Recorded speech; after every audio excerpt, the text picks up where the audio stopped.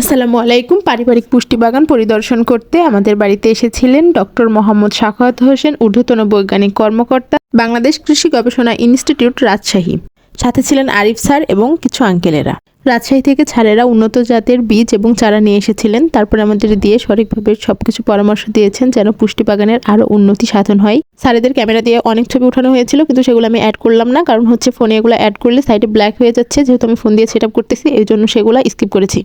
অত দূর থেকে কষ্ট করে অনেকগুলো নেম প্লেট প্লাস হচ্ছে উন্নত জাতের বীজ গাছ এগুলো নিয়ে এসেছে। আনার পরে আমাকে দিল, দেওয়ার পরে হচ্ছে ছাড়েরা আবার রওনা দিয়েছে বাঘার উদ্দেশ্যে। ছাড়েরা আসলে যেখানে যাই আমাকে নিয়ে যায়। ওনারা আমাকে অনেক ভালোবাসে আর ছাড়েদের প্রতি অনেক সম্মান, অনেক শ্রদ্ধা। ওনারা সব দিক দিয়ে অনেক সিনিয়র মানুষ আর এত সম্মানীয় মানুষ। তারপরেও আমি দেখি না যে মনের মধ্যে কোনো অহংকার আছে বা দাম্ভিকতা আছে, কারোর সাথে অহংকারে কথা বললো না এমনটা আমি দেখিনি। মুরব্বী হোক আর সে ছোট মানুষ হোক, এত সুন্দরভাবে তারা কথা বলে, সবার সঙ্গে নিজেই কথা বলে, এই বিষয়টা আমার খুবই ভালো লেগেছে। স্যারদের সাথে চলে গেছিলাম বাঘার জাদুঘরে। ঢোকার আগে আমি বলেছিলাম যে জাদুঘরের মধ্যে তেমন কিছুই নাই, তারপরেও যেহেতু বাঘার ঐতিহ্য এর জন্য দেখার জন্য স্যারেরা গিয়েছিল ভিতরে।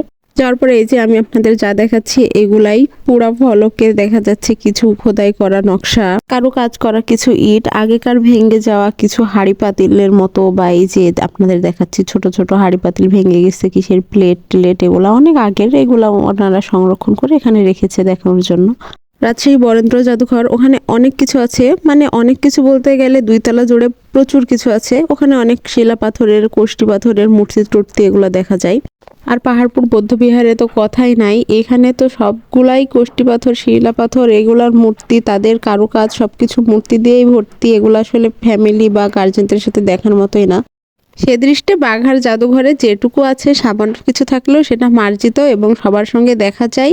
মানে একদম সিম্পল সিম্পল জিনিস আছে, অনেক আগের কিছু কারুকাজের জিনিস, বেশ ভালো। এই যে ছাড়দের সাথে বাঘার জাদুঘর চারিদিকে ঘুরে ঘুরে দেখছি। আর জাদুঘরে দেখলাম যে কথা বললে সেটা কম্পন হয়ে মানে ধাক্কা খাচ্ছে। সুন্দরভাবে জাদুঘরটা তৈরি করা আছে।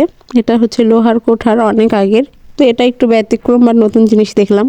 তারপরে জাদুঘর দেখা শেষ, এই তো বের হয়ে গেছি। পরে এই যে স্যারেরা আসছে, আমি ভিডিও করছি, আমি বলছি সুন্দরভাবে আসেন, আমি ভিডিও করতেছি।